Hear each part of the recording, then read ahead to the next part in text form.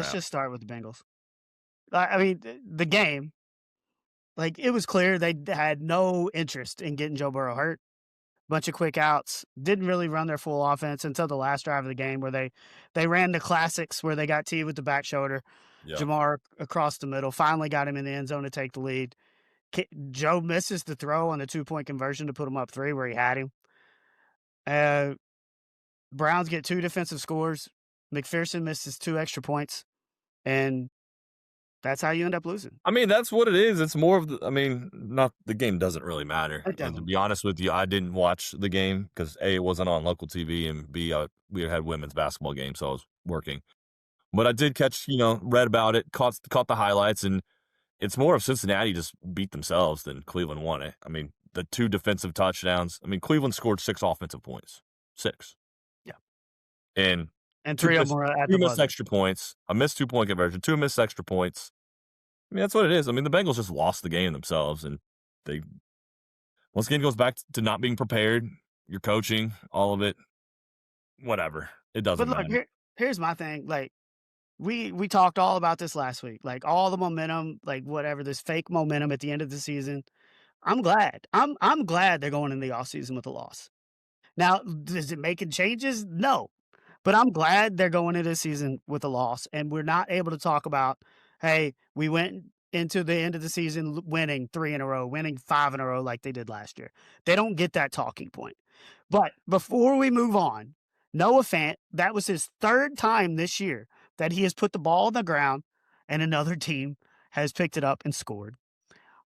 And one other stat for you, only 3 teams this year Saw that. in one game have had a pick six and a scoop and score. It's happened all 3 times against the Cincinnati Bengals. All 3 of them Yes. against the Vikings, the Steelers, Steelers and the and the Browns. Browns. Yep. And And Noah Fant was involved in all 3 of those scoop and scores. yes, yes. Um, Zac Taylor in his post game says that was a fitting way to end the season. Like what do you think when you hear the head coach say that? Because he ain't wrong. It's fitting, but is that But really that what is you want but to that's say? not taking but he's not taking responsibility for the way the season went. It's like, "Oh, it's just fitting, like, it was just bad luck, that things just didn't go our way." It's like, no, they didn't go your way because you didn't have the team prepared to play good football. Like, take some responsibility. It is a fitting way, but it's fitting because you made it that way. Well, how many times this season have they had the lead with less than 2 minutes to go in a game? And how many times have they stopped the defense from scoring in that situation and won the game? 0 times. Yes, and the only time they did win a game late was game 1 when Cleveland missed a field goal at the buzzer. So it wasn't because your defense, And you could also game 2 when, Browning scored with, 10 but they seconds didn't left. they didn't give them a chance to get the ball back really. Right. So, I mean, that also happened in the Steelers win. I Yeah. mean, T. Higgins slides down so the defense Oh, doesn't that's right.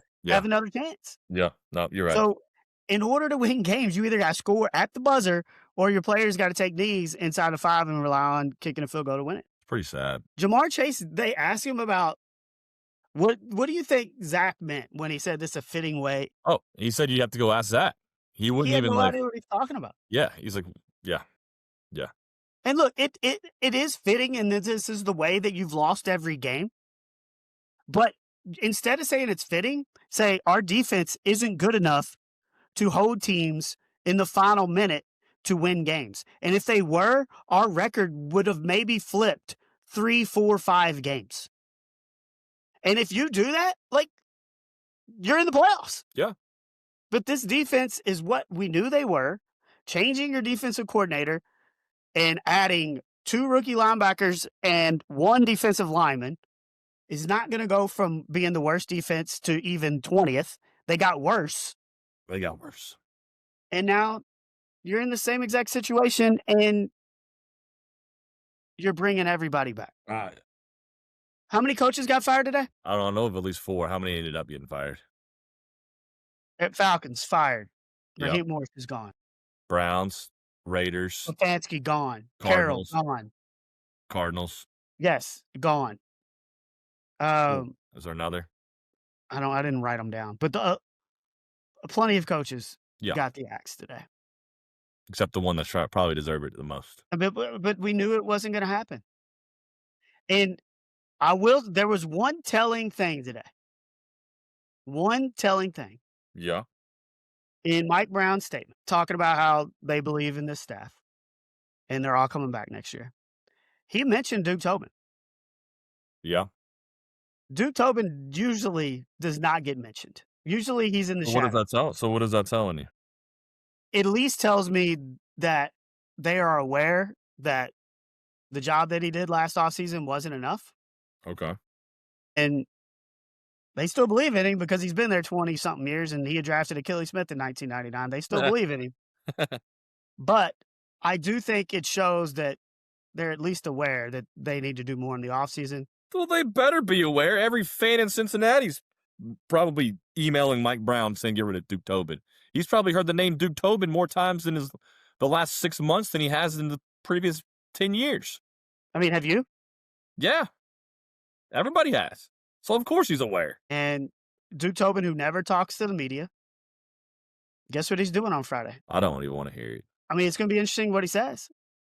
Like the fact that, Do you believe anything that he says? well, we'll see what he says. Okay. But the way this team was constructed with that defense and the fact that you thought, I don't know if they thought or not, there was no way that that defense was going to help you win games. No. There's just no way. No. And I hope that he admits that a little bit on Friday because they have to do more. You have to do more. They are seventh they rank seventh in cap space with like $77 million available, All and that accounts with Trey's money coming off the books. all of that money should go to defense. Don't touch the offense. Bring back Reisner. Everybody else back on that offensive line that Yep. you know of. Mhm. No, they are. Everybody else is back on that offense. Don't touch it. All defense. All $70 million of it, defense. Yes, They better and it spend it. They better spend it. If you got the space, spend it. well, yeah, and we talked about this last week. It has to be like the free agent signings where they brought in Trey and they brought in Von Bell and they brought in you have to do this again and you have to get it right. And hey, Joe Burrow was his hair all grown out and he's running his fingers through it the entire press conference. But He kind of looks like a bum. he needs a haircut. Yeah. But this Should you he go said see? it. Should you go see Tammy at the Fern Creek He Clips? needs to go see somebody. But this offseason is as big as it gets. No, it is. And look, I get on the national media for this narrative that he doesn't want to be here, that he's going to retire, that he's going to leave and all this. But if you do this again and you No, make this no is your changes last to this chance. This defense, is your last chance to get this right. Because if you don't get I it right this year, it's over. It's done. yeah.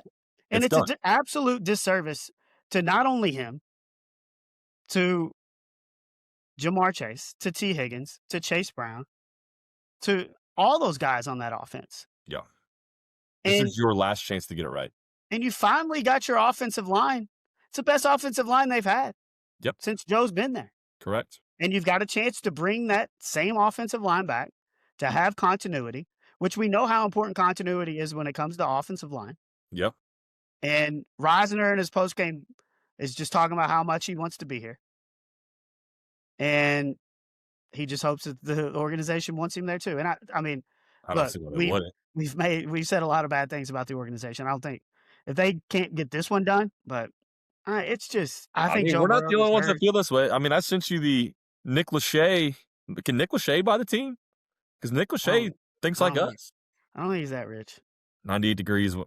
They didn't go 20 times platinum enough to get What the did money Nick to buy the Lachey team. say? Let's read his quote here for you. He posted this on his social media. I think it was Instagram or something. But Nick Lachey, this is a quote from Nick Lachey. This is a slap in the face to all Bengals fans and build a team around them. As you said, he's more than 98% right. He's more. We stole my line, but Yeah, He's he's absolutely right. He's 198% right. he's Like, 100. that's the Yeah. way that I don't understand how we can all see it, and old man Brown just doesn't understand it. Well, he might understand it. He just don't want. He don't want to spend it. I look. They're loyal to a fault, and look, loyal can be a good quality. It can, but I just think that this offense deserves somebody else in charge. I don't get a sense of 100% confidence in this staff when I hear Joe talk, when I hear Jamar talk, No. and you want that. And look, this offense is fine. Like everybody's talking about takeaway play calling from Zach. It's that's not why they're losing games. There's times where I'm like, what? Like, Well, his yeah, decision that's making his but decision that's gonna making happen with that's gonna happen with any play caller. his game management and his decision making is poor, and it happened yesterday, and we saw it on the one where it was 4th and 1, and we took the delay of game, and we shoulda gone for it, and there's another time where, You you maybe shouldn't. you shouldn't have gone for it, and you did. But it happens time and time again where they take delay of games, or they're not lined up ready, and they just look a mess, and that's Well, on the head coach, and that has nothing I'm to do not with play calling. He needs to right. grow up. I mean, his play calling is not why they're losing games. No, it's not, but he needs to grow up as a game manager, and that's a big part of being a head coach. I think more importantly is you need to be a team manager, and you got to play complementary football Yeah, because how many times did we see this team play complementary football this year? 0. No, I think twice. Win. The Baltimore? last two before this one when it was already over. Maybe the I mean, Baltimore game at Baltimore. yeah, potentially, maybe We three, had we created, what, 4 turnovers or 5 turnovers? but I don't know. Just it's disheartening to see all these teams make moves, and you know your team's not going to make move, and then it doesn't.